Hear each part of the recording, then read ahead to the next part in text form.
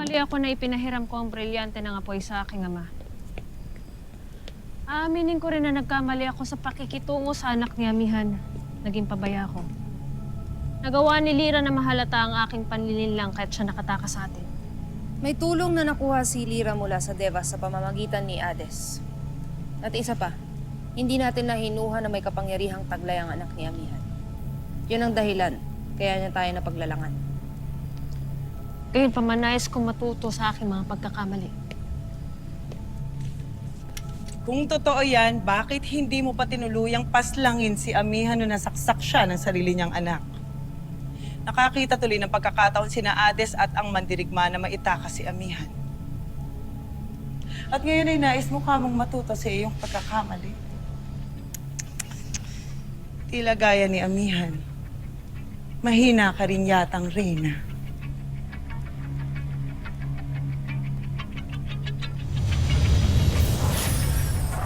Mag-iingat ka sa mga sinasabi mo agad eh. Alam nating kapwa na hindi mo ako mapapaslang. Lalo na ako ang pinakamatapat na mash na din ng iyong ama.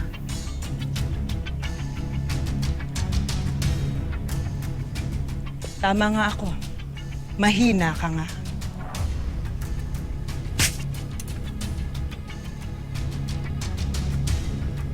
Kahit na ano pang pagpapanggap mo na matapang ka at wala kang kinatatakutan, nananaig pa rin sa'yo ang pagnanais mo na tanggapin at mahalin ka ng lahat.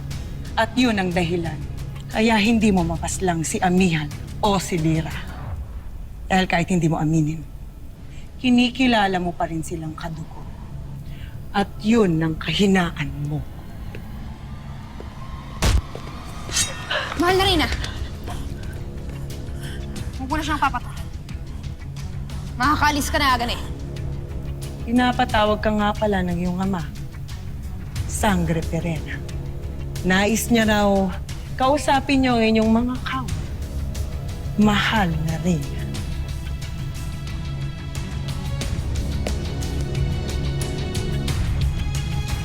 Labis na matabil na ang mash na din ang aking ama.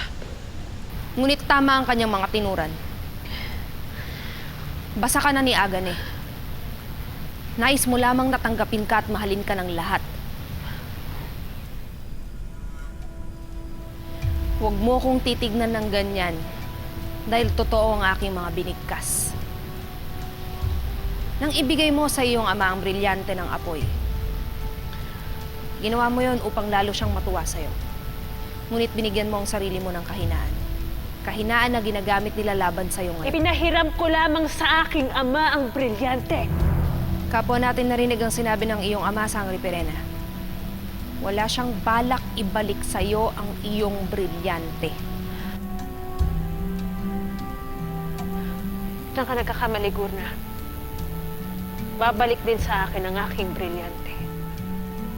Nakikita mo, mismong ang ama ko ang kusang magsasauli sa akin ito.